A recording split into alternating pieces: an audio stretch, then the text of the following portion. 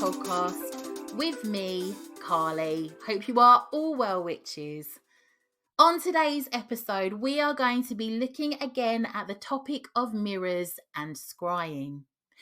Our book review today is Rebel Folklore, Empowering Tales of Spirits, Witches and Other Misfits from Anansi to Baba Yaga, written by our fabulous folklorist, Icy Sedgwick, who came onto the show recently. This book is illustrated by Melissa Jarman. This book is absolutely stunning. A large neon-coloured hardback book. It has these beautiful raised images on the front. It is so tactile. I can't stop touching the cover when I pick it up. It's like a wonderful coffee table altar book. Illustrations are on practically every page throughout the book as Icy retells the lore of spirits, witches and misfits, such as Robin Hood, the Kaliak, the Banshee, Selkies, Baba Yaga, the Bell Witch, La Llorona, Jinn, the Bunyip, and Anansi. That is just a small fraction of the characters within this book that I know of. There are a plethora of other folklore legends hailing from Europe, North America, Asia, Africa, South America. We go all over the globe. And Icy bravely has taken on tales from all across the world, delivering some wonderful research, snapshots into these legends, something she is renowned for with her wonderful podcast, Fabulous Folklore. I've been listening to that podcast for years. She is truly talented. For me, this book feels like a storybook for adults that can be sat and enjoyed in spurts or read all in one go. But for me, I like to sit and read about a singular legend, mull over their tale along with looking at the pictures. For me, as someone who regularly references folklore, I had no knowledge of much of these tales, so it was really refreshing to get into this book. I particularly enjoyed the book's introduction that goes into exactly what folklore is and why it can be important for us to read these tales with their original contexts in mind. Here is a short section from the intro that discusses how valuable these tales can be for us.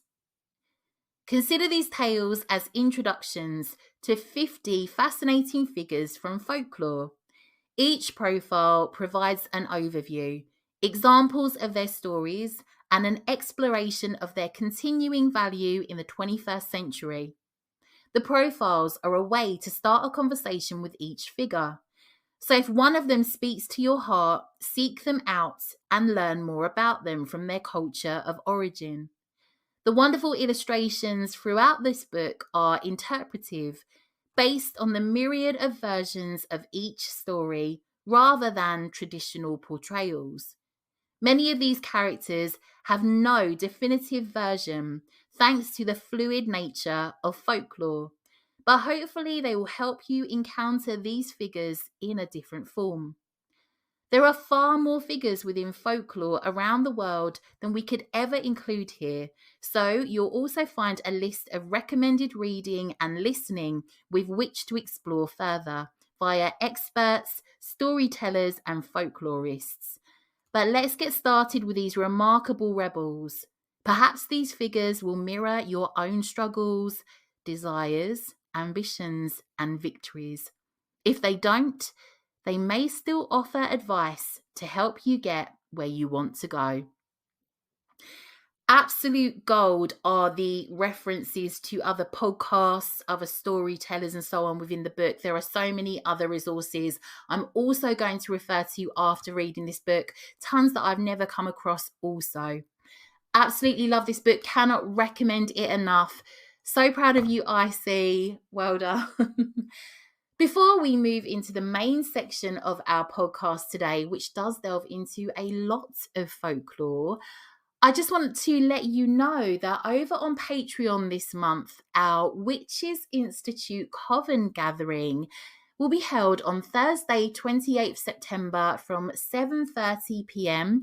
and is called Hexes and O's, with a look at black and grey magic, hexes, curses, and jinxes. Due to popular demand, a discussion amongst the coven that has been much requested in our witchy community. You can sign up to Patreon for just £6 per month, and here you will receive Patreon podcasts, grimoire pages for the White Witch podcast, Hedge Witch studies on crystals, herbs, power animals and trees, meditations, folklore retellings, access to our large, very friendly witchcraft community, our witchy book club, the Literary Witches Coven, if you want to read along a book with us for the month, and our monthly coven gathering. And if you change your mind at any time, you can cancel at the push of a button.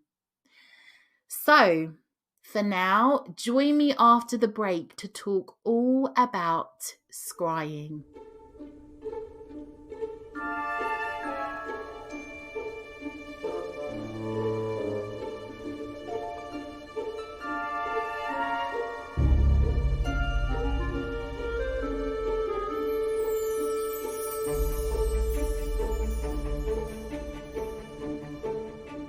Welcome back. So I just need to start off by saying, witches, I am not an expert on scrying by any means. This is something that I have tried a couple of occasions, but I found it very interesting and very beneficial. So it is something that I wanted to get a lot deeper into in regards to my own practice. So I thought it would be a good topic for the podcast. Scrying mirrors can be used as a powerful psychic tool. It can bring hidden knowledge and clairvoyant ability and can act as a portal to other planes of existence, invoke entities, spirits, and to better visualize your aura. It allows communication with higher realms and the subconscious. You can use it to contact spirit guides and to divine the past, present, and future. The word scrying is said to come from the Old English word descry, meaning to catch sight of or to make out dimly. In the simplest terms, scrying is peering into a surface, usually one imbued with mystical energy, to see images or symbols that you then interpret meaning from. Scrying can be used as a form of self-reflection, much like tarot, a means to find a new perspective on something or someone. It could be said that the symbols and images you see are manifested by you as you struggle to understand the difference between conscious and unconsciousness. A scrying mirror is usually black in colour. Its glassy appearance is said to make it easier for the seeker to slip between the states of consciousness needed. Black is easier on the eyes, which allows the seeker to gaze for a longer period of time. A scrying mirror should be just used for that. It is considered a portal that you need to be able to control what comes through and when. Some witches believe you shouldn't allow anyone else but your own image to reflect upon it, and that only its owner should ever touch it. Also, that it should be used often if we want to tune in with it. The more we use it, the more we will be able to tune in with it. And when not using it, to be sure to cover it, again, due to it being considered a portal. You may also wish to charge your mirror under the full moon. Now, I need to say here that I have done scrying and simply used a mirror in my house. I haven't dedicated one purely to scrying, but here I am learning this today. So, Here is how to create and enchant a scrying mirror. And I'll put in the show notes all the links to all the information used for this podcast episode. So for this, you will need a framed mirror, black spray paint. You may want to make this into a ritual and use some dragon's blood ink. You may wish to use a quill or a stick, a black candle, and some anointing oil. Change this up as you see fit. You might want to use a white candle if you don't have a black one. Again, do as you will. Take your mirror out of the frame and spray paint the mirror's back black. Whilst the mirror is drying, you might wish to anoint your candle, and of course you could add any herbs and so on as well if you so wish. Once the paint is dry on your mirror, light your candle and using a quill or stick dipped into the dragon's blood ink, you can write on the mirror's painted side any words that you choose. These are some that I came across, and again, I will put the link in the show notes. Sands of time yet to fall. Let me see you hear my call. Lost in time, you won't stay. In this glass, show me the way. Sands of time that have fell, let me see you come out the well. Lost in time, you won't stay. In this mirror, show me the way. As you write this, know that it isn't essential that you can read it again. It's actually better that you can't. The words will be there, but invisible. Now, when the ink is dry, take your projective finger, which I believe is your right index finger, and anoint, or any finger that you feel is the most powerful, but for me, it would be my right index finger, and anoint the edges of the glass with oil. Place the glass back into the frame with the unpainted side facing out, which will be the side that you scry into.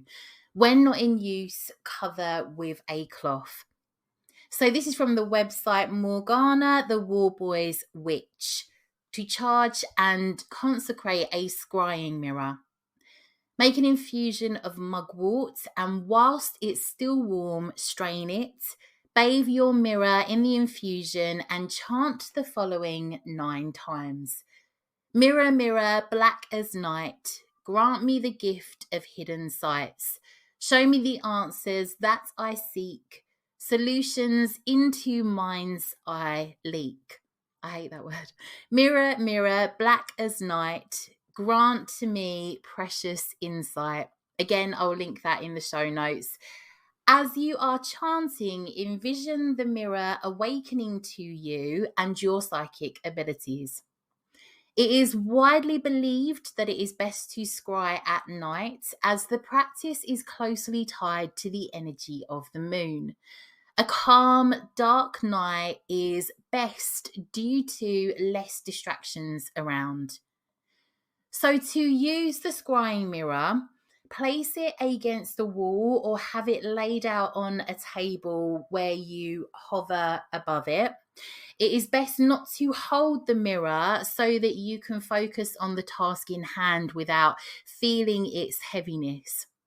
It's best to find somewhere to scry that is quite clear so that there is very little around you, nothing or very little reflecting back to you within the mirror. So turn off all the lights in the room that you're in, and you can use a candle, moonlight, or perhaps a dim night light to aid in the viewing process. But it is said that you shouldn't let it reflect back to you from the mirror. Some accounts said that to divine, you should situate the mirror where nothing reflects in it. Even we must not reflect within it. So before you start your scrying session, you might want to take some methods to protect yourself, be it through casting your circle, perhaps speaking a prayer, calling in your guides, deities, ancestors, angels, whoever you work with. Take some time to calm your mind, and that once you feel ready, start to gaze into the mirror's center with minimal blinking. Even that makes me want to blink. Looking deeply into the mirror, not just the mirror's surface, and look to still your mind and focus on keeping it blank. Easier said than done, but possible, so that it is more receptive to images or insights. But you could also stick with one thought that is persistent in your mind and see what arises from that. It is said that it is easier to scry if you have a regular meditation process. Everybody right now is just going, oh, as this is said to open your third eye and make it easier to slip in and out of this mental state. So I failed at the first hurdle, but I will work on that. So be sure not to strain your eyes as you look into the mirror, and allow your eyes to focus gently. And you might want to set an intention or ask a question to see images upon the mirror. Continue to focus on one spot and try to not allow your eyes to wander. And it is said, as always, that practice makes perfect, and that with more practice, your eyes will get better at adjusting. You can hold your gaze and focus for longer amounts of time. You might also want to have amethyst around you. It is said that is a very good crystal to have around you for a scrying practice. After time, you may begin to feel a sense of calm and relaxation that is said to indicate you are entering a more trance-like state. So you might see the mirror begin to look as though it is clouding over, has a milky, foggy or rippling appearance. It kind of gets a little bit weird, obviously, with fixating on a certain spot on the mirror. And this can be an indication of images about to appear. They may appear at a distance, and if that happens, it is said that you have the ability to ask them mentally to come closer. To keep an open mind and make a mental note of any ideas, flashes of inspiration, or objects that come up for you, and that it is okay to not understand them in the moment. You can always revisit them later. So whilst you're concentrating on one spot, it is said that your focus will likely travel in the sense of beyond the mirror. In the beginning, it's usually just a couple of feet. This distance can grow with practice, and that you can focus on this so that you can see hundreds or thousands of feet. So it is said that for the first time of scrying, that you should limit it to around 10 to 15 minutes, that it is possible that you might see visions on your first try, but it is very possible on your first attempts that you won't see anything. But not to be discouraged, because practice will lead to improvement. As you grow more comfortable, you can scry for longer periods of time, which can allow you to reach further inside yourself and gain greater insights. So when you're finished with your scrying ritual, you might wish to close your eyes and say it is done before blowing out a candle if you are using one. You may wish to thank and let your deities, angels and so on that you have called in know that you are finishing up, and thank them for joining you. It is said that you should ensure that your scrying mirror is covered up, because obviously this is a preferential access for the passage of various spirits from other worlds to ours. And that you should cleanse your mirror periodically, perhaps by the full moon or by smoke cleansing. You can recharge your mirrors with your intentions and energy regularly. So you might want to jot down any perceptions or feelings that you came across in your scrying session once you are done, perhaps in your book of shadows or a journal, and that it is good to do this promptly after the session has finished so that things are fresh in your memory. After this, you might want to ground because it can leave you feeling a little bit floaty, maybe by having a bath, eating a meal, having a sweet tea, something like that. So, from a non-magical perspective, scrying is said to help you with a heightened sense of self-awareness, which makes it easier to make decisions. It allows you to communicate more clearly and honestly and can lead to less stress and anxiety. It can be a great form of introspection. One of the greatest scryers in history is said to be 16th century English mathematician, astronomer, astrologer, teacher, occultist, and alchemist John Dee. Elizabeth first referred to him as my philosopher, and he served her as a court astronomer and advisor. He spent much of his time on alchemy, divination, and hermetic philosophy. That sounds like my favourite hobbies. Anyway, Dee eventually left Elizabeth's service and went on a quest for additional knowledge in the deeper realms of the occult and supernatural. He aligned himself with several individuals who may have been charlatans that travelled through Europe. He was accused of spying for the English crown. Upon his return to England, he found his home and library vandalised. He was said to have an amazing library, and he eventually returned to the Queen's service, but was turned away when she was succeeded by James I. He died in poverty in London, and his gravesite is unknown. So in 1582, John Dee met Edward Kelly, who acted as his medium and researcher into the occult. Dee worked with Kelly in communion with the angelic realm and contact with divine spirits. John Dee had a scrying mirror. It was made of polished obsidian, shaped into a hand mirror. And this infamous mirror has been traced back to origins in the Aztec Empire. Now, it is believed this mirror was brought back to Europe from Mexico. His obsidian mirror seems to have been given many different names. So one account advised it was called a clawed glass. Another account advised John Dee called it his jet shrewstone. This black glass mirror was stored in a shark skin case. Now, a clawed glass was normally used by artists, travellers, and connoisseurs of landscape, and it is named after the artist Claude Lorraine, who lived from 1600 to 1682, a 17th century landscape painter whose name is synonymous with the artistic movement. It is believed that Dee used his clawed glass as a crystal ball to look into the future. There is a paper label that remains to this day that accompanied the mirror with the handwriting of Sir Horace Walpole, who acquired the mirror in 1771.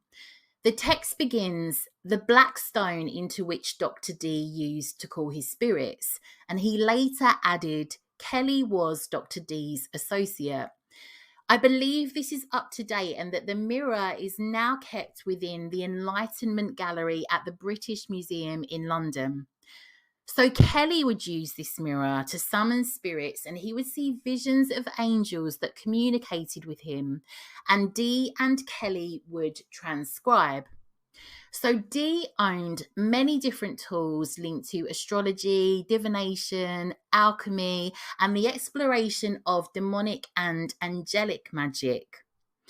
Another possession that John Dee had was a clear-cut purple crystal attached to a chain and ring. Dee claimed that the crystal was given to him by angel Uriel in 1582, who instructed him and his assistant Edward Kelly on how to make the Philosopher's Stone, every alchemist's ultimate goal. He believed that he had an ability to contact angels and spirits and claimed that angels had dictated several books to him. This crystal was passed down to Dee's son, Arthur Dee, who gave it to Nicholas Culpeper as a reward for curing his liver illness. So Culpeper, and I know we've mentioned his name a few times on the podcast, he was a physician and an alchemist who apparently used it to cure illnesses until 1651, when he claimed a demonic ghost emerged from it. John Dee was said to have become strongly interested in spirit communication when he started having troublesome dreams and hearing knocking sounds, which he kept a record of within his private diary. He had a particular interest in trying to communicate with angels. The actual scrying of Enochian magic was recorded in his book Quinti Libri Mysteriorum. So Enochian is a occult constructed language that John Dee and Edward Kelly were said to have received from angels. One account I read was of John Dee being instructed by angels to create a scrying table that these different items were placed on. They advised him to have the table created from sweetwood, and it had to be 2 cubits in all directions. A magical square of 12 Enochian letters occupied the centre of the table. Nostradamus, French prophet who lived from 1503 to 1566, used a scrying method familiar to ancient Greece, a scrying bowl filled with water and herbs. Erica Cheetham describes Nostradamus' technique of placing a brass bowl of water upon a tripod in her book, The Prophecies of Nostradamus. He would gaze upon this water until he perceived a slight flame out of the emptiness. It is through this perceived illumination that Nostradamus gained insight for his predictions about momentous future events. He recorded these predictions in a book of poetic verses. He wrote in poetic quatrains within which were cryptic references to future events. In his days, it was contrary to the law to work as a magician. His predictions were veiled to allow him to fly under the radar in that sense. The very first 2 quatrains of his book say, "Sitting alone at night in secret study, it is placed on the brass tripod. A slight flame comes out of the emptiness and makes successful that which should not be believed in vain. The wand in the hand is placed in the middle of the tripod's legs. With water he sprinkles both the hem of his garment and his foot. A voice, fear, he trembles in his robes. Divine splendor, the god sits nearby." It is said that Nostradamus predicted the Twin Towers bombings, the French Revolution, the Great Fire of London, the death of Henry II, to name but a few things. The earliest historical reference to scrying came from ancient Babylonia. The people of that region scryed by reading water held in a bowl, a practice now known as lechonomancy. Oil was placed in the water and movements and shapes were read. There were other regions of Mesopotamia where flour was used in place of oil. In later times, the practice evolved and plain water was used. Lechonomancy is a form of hydromancy, which is reading water. However, in early forms, it was the oil and flour being read, not the water.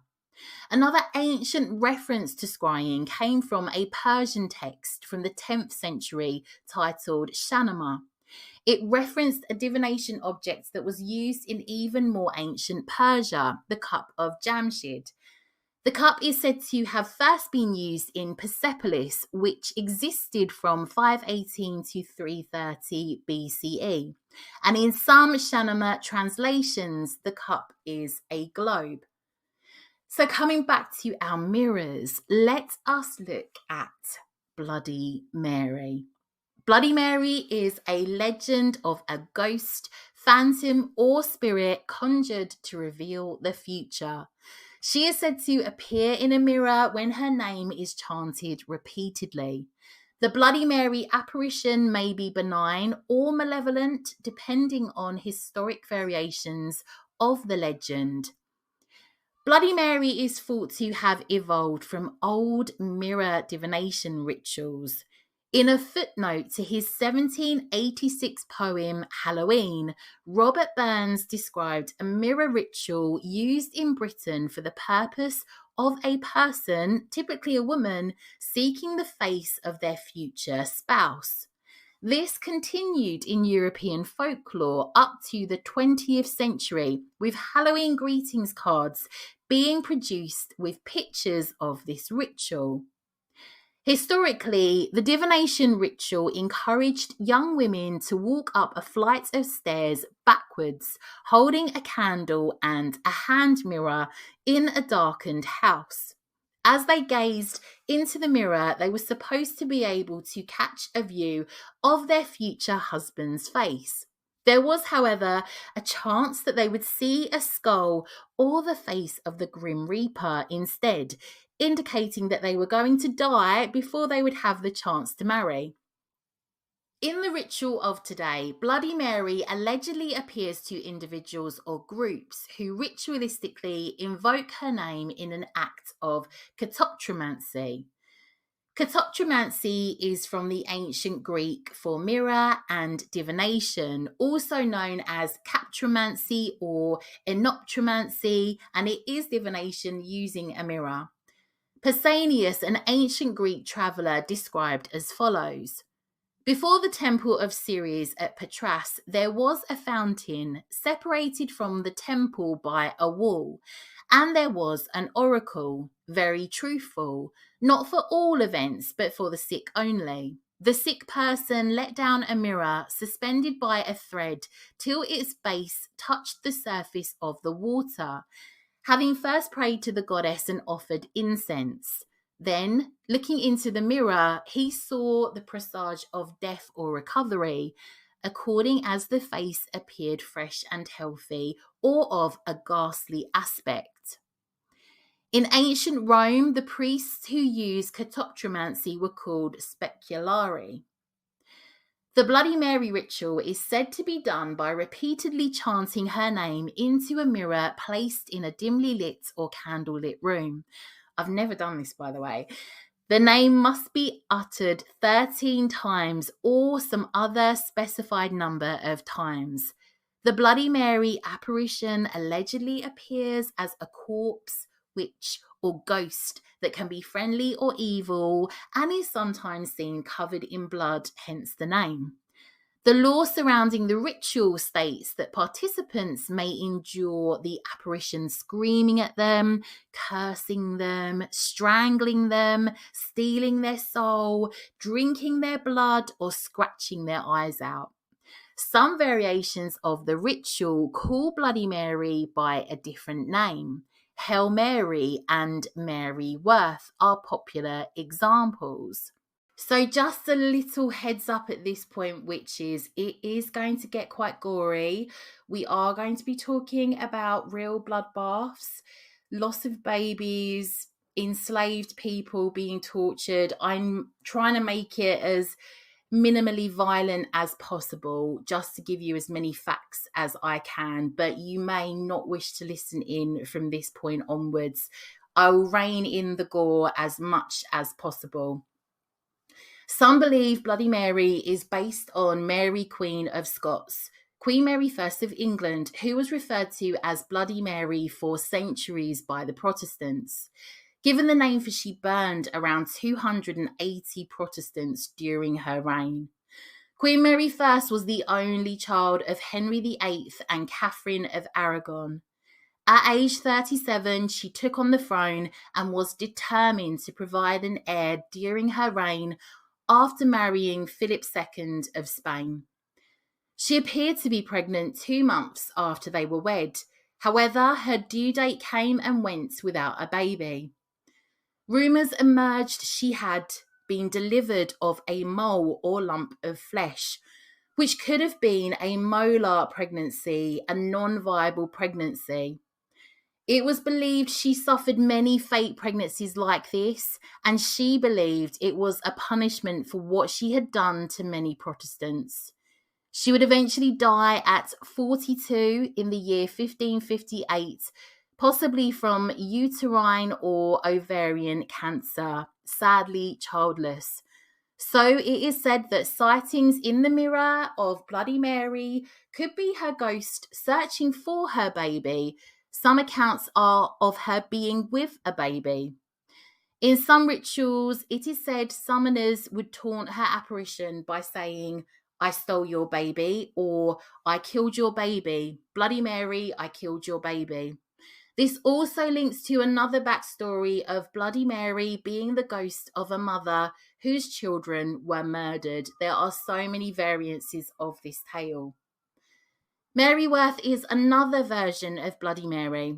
Mary Worth was said to live in the forest and be known locally for selling tinctures and herbal remedies, a real hedge witch in every sense. All the locals were said to be wary and fearful of her, that she would curse them or their animals. Those who relied on her and her remedies were often shunned. One variant of her legend claims Mary Worth was a witch executed in the Salem witch trials. Generally, any details regarding her, and if she even did exist, are hazy at best. In the Lake County Journal, it was claimed Mary Worth was a local of Wadsworth, Illinois, who was part of the Reverse Underground Railroad, and that she would bring in enslaved people under false pretenses and send them back down south to make herself some money. She was also said to have tortured and killed enslaved people as part of her witchy rituals until the locals discovered this and killed her. One story claims she was burnt at the stake and another by being lynched. She was said to have claimed when being killed that should anyone dare speak her name in a mirror, they would be haunted by her. Possibly she was just a hedge witch that was out in the woods, minding her business, booked and busy with her herbal remedies, but in the words of our Lord and Saviour Kanye, I guess we'll never know. One story relating to Mary Worth is the miller's daughter. One night, a poor girl was captivated by a mysterious noise that only she could hear. Whilst her mum was sitting up in bed treating a very bad toothache using, as luck would have it, a herbal tincture that she'd bought from Mary Worth. The miller's wife was very frightened and shouted for her husband to come and help and follow her daughter. They were shouting at her daughter for her to come back, but to no avail. It was almost as though she was following an unspoken and unseen force. Getting the help of a few townsfolk, the town farmer noticed that there was a light at the edge of the woods. When they got closer, they noticed again that Mary Worth was standing in a clearing next to a huge oak tree. She was holding a wand, pointing it towards the miller's home, and was almost glowing with an unnatural light, and the miller's daughter was headed straight toward that light. It's fair to say that most people imagined Mary Worth as a witch or some other type of supernatural being. Once the farmers and the miller's father noticed just what Mary Worth was doing, they set upon her with pitchforks and guns. And when she realised that everyone from the village knew what she was, she broke the spell and made for the forest. Quickly loading his gun with silver bullets in the event that Mary ever decided to turn her attention towards his daughter, he fired a shot and caught her in the hip. She was caught, kicking, thrashing and screaming, and tied to a stake, and a bonfire was promptly built so that this supposed witch could be gone for good. As she was burning, she set a curse upon the villagers and told them that if they ever dared to utter her name in a mirror, she would be back for them. Her spirit would return to wherever they summoned her from to exact her revenge. Unfortunately for the villagers with missing children, when they got back home to the village and returned to Mary's house and did a proper search, they found what they were looking for: rows and rows of unmarked graves. It seemed that she'd been using the blood of their children to make herself more youthful. This is giving me the beginning of Hocus Pocus vibes. Although we will never know whether Mary Worth existed, we do know Elizabeth Ballery did, another Bloody Mary legend who was given the nickname Queen of Blood and convicted of murdering hundreds of young girls, supposedly to bathe in their blood. A Hungarian noblewoman, she was charged with killing at least 80 girls and young women between 1590 and 1610. She was rumoured to have subjected them to torture by sewing their lips shut, beating them with clubs, and burning them with hot irons. She apparently bathed in their blood to maintain a youthful appearance. There was a witness at her trial who claimed to see her diary that stated she had killed around 650. Her defenders argued that the charges against her were fabricated because the king owed her husband debts. Again, I guess we will never know if these women were indeed bad eggs. To summarise, the following account is from the website Folklore Thursday, written by Joseph Stubbersfield. He is an honorary research fellow in the Anthropology Department of Durham University here in the UK. This is written up so perfectly. I felt I couldn't do it justice and needed to give him a huge shout out. This is some amazing information in regards to the subject of Bloody Mary. I will link this in the show notes also. The legends themselves can be separated into 3 parts: a backstory for the ghost, the ritual, and the result of the summoning. There is a wide range of variation in these elements, even when just looking at Western English language versions. Most frequently, the supernatural entity is a ghost named Mary or Bloody Mary. Other variations include Mary Worth, Mary Wales, and Black Agnes. She is sometimes linked to the historical figures of Mary Queen of Scots or Queen Mary I of England and Ireland, who was nicknamed Bloody Mary by Protestants in the 16th century, or local folkloric figures such as the Bell Witch, a regional variation specific to Tennessee, USA. Her backstory often involves being the victim of violence, such as being the ghost of a woman executed for witchcraft, a female student murdered by teachers, or a beautiful woman who was disfigured. She is also sometimes depicted as the ghost of a woman whose children were murdered, occasionally with a direct link to La Llorona, the weeping woman of Hispanic folklore. At its most basic, the ritual involves reciting a summoning phrase, often the ghost's name repeated 3 times, in front of a mirror in a dimly lit room. The phrase sometimes relates to the backstory. For example, Bloody Mary, I killed your baby, links to the backstory of Bloody Mary being the ghost of a mother whose children were murdered. The ritual can also involve more complex elements such as lighting candles, turning around, throwing water over the mirror, or flushing a toilet. Means of protection or escape are sometimes offered, such as turning on a light or using a protective ring of salt. The summoning is typically said to result in violent injury or death. This can range from fingernail scratches on the body or face to eyes being scratched out or decapitation. Others have the summoner tested with holding the ghost's baby. If it cries, they receive a violent death. If not, they are saved. Of particular relevance to the Bloody Mary legend is a perceptual illusion discovered by psychologist Giovanni Caputo in 2010. Caputo found that staring at your own reflection in a dimly lit room results in the perception of strange faces, often including monstrous beings. Archetypal faces such as babies or old women, or the faces of deceased relatives. Caputo suggests that this strange face in the mirror illusion is caused by dim light producing fluctuations in the stability of the perceived definition of the face, which is then over-interpreted as another person by our cognitive system for face recognition.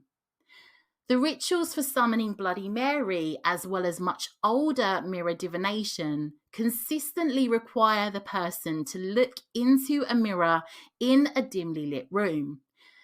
It is easy to imagine that when primed with a scary story, the strange face illusion could produce some genuinely terrifying perceptual effects.